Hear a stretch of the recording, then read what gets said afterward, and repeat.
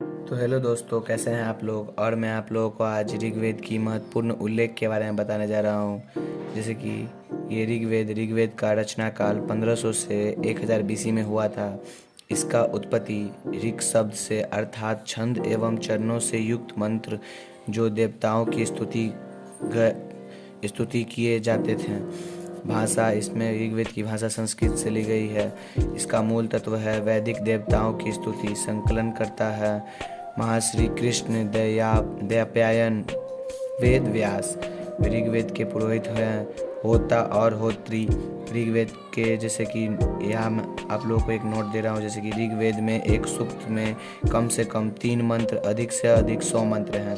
ऋग्वेद में महिलाओं का वर्णन अपारा, मुंडा, घोषा, रांची, विश्वरा है। ऋग्वेद में 1017 मूल सूक्त हैं, 11 बालखिल्य सूक्त हैं। कुल मिला के 1028 सूक्त हैं। नोट पूरा मिलाकर 10,600 मंत्र हैं। ऋग्वेद में पूरे मिलाकर कितना मंत्र हैं? 10,600 मंत्र हैं। ऋग्वेद के पुरोहित हो गए आपको होता और होत्री। ऋग्वेद के भाषा किससे ली गई है? संस्कृत से। ऋग्वेद के मूल तत्व कौन है? वैदिक देवताओं की स्तुति। ऋग्वेद की उत्पत्ति किससे हुई है? ऋग शब्द से। तो यहाँ तक आप लोगों को कोई दिक्कत नहीं है, तो मैं आगे बताने जा रहा हूँ। जैसे कि आगे है, आगे आगे जैसे कि ये नदी के बारे में है। सरस्वती नदी ऋग्वेद की सर्वाधिक पवित्र नदी है। सरस्वती नदी, इसे नदीनतम कहा गया है। नदियों में सर्वश्रेष्ठ, मतलब ऋग्वेद में सबसे नदियों में सर्वश्रेष्ठ है सरस्वती नदी। जैसे कि ऋग्वेद की सर्वाधिक पवित्र नदी है, इसमें नदीनतम कहा गया है। दूसरा में आ गया गंगा।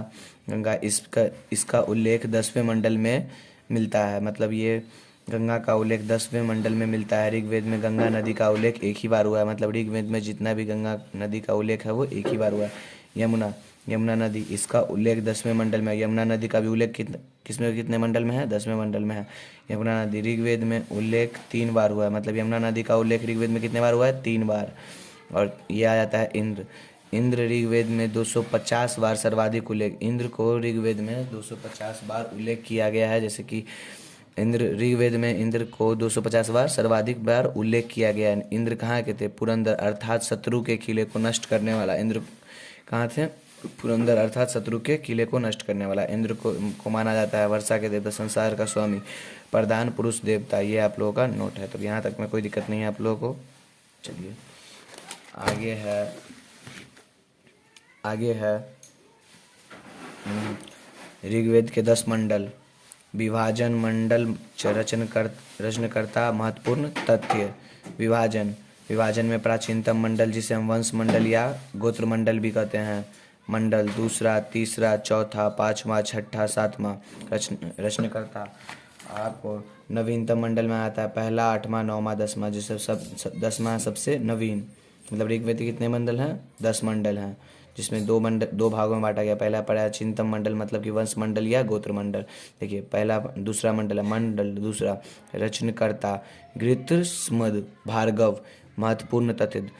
मतलब इस दूसरा मंडल का रचनाकर्ता कौन है? गृत्रसमद भार्गव। 2 वर्णों का उल्लेख, आर्य व अनार्य सबसे प्राचीन। 2 वर्णों का उल्लेख है, आर्य व अनार्य सबसे प्राचीन माना गया है। तीसरा में है विश्वामित्र। गायत्री मंत्र का उल्लेख विश्वामित्र ने किया है, जो कि तीसरा मंडल में है। यह मंत्र सूर्य देवता को समर्पित है। चौथा मंडल किसने किया है? वामदेव। महत्वपूर्ण तथ्य, वामदेव का क्या है? कृषि संबंधित प्रक्रिया, कृषि शब्द का उल्लेख ऋग्वेद में 24 बार हुआ है। अब 5वां मंडल में का रचनाकर्ता कौन है? अत्रि क्या चीज का महत्वपूर्ण क्या है तत्र? समाज एवं धर्म का वर्णन। अत्रि ने किस चीज का रचना किया है? समाज एवं धर्म का वर्णन।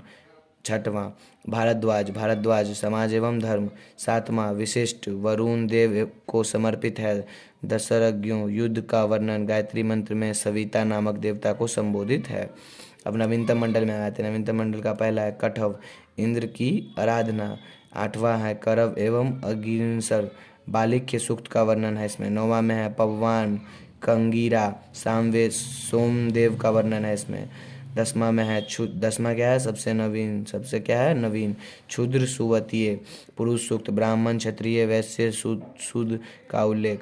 नासदीय सूक्त। 40 नदियों का उल्लेख। सबसे पवित्र नदी है कौन? सरस्वती। सबसे प्रसिद्ध नदी सिंधु, सबसे अधिक बार उल्लेख हुआ है।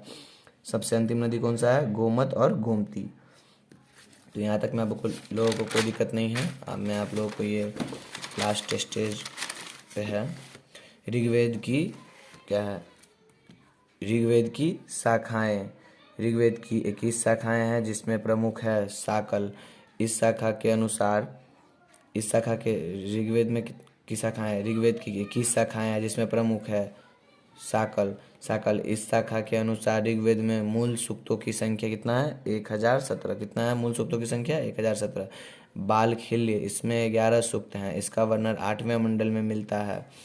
वास्कल इसमें कुल 56 सूक्त है किंतु यह उपलब्ध नहीं है। मतलब आपको ऋग्वेद की इतनी जानकारी मैंने दी। तो कैसा लगा वीडियो, और आप लोगों को अच्छा लगा तो लाइक सब्सक्राइब एंड शेयर करिएगा। और मैं आप लोगों को ऋग्वेद के बारे में बता चुका हूँ, और मैं आप लोगों को सामवेद, यजुर्वेद और अर्थवेद के बारे में अगली वीडियो में बताऊँगा। धन्यवाद।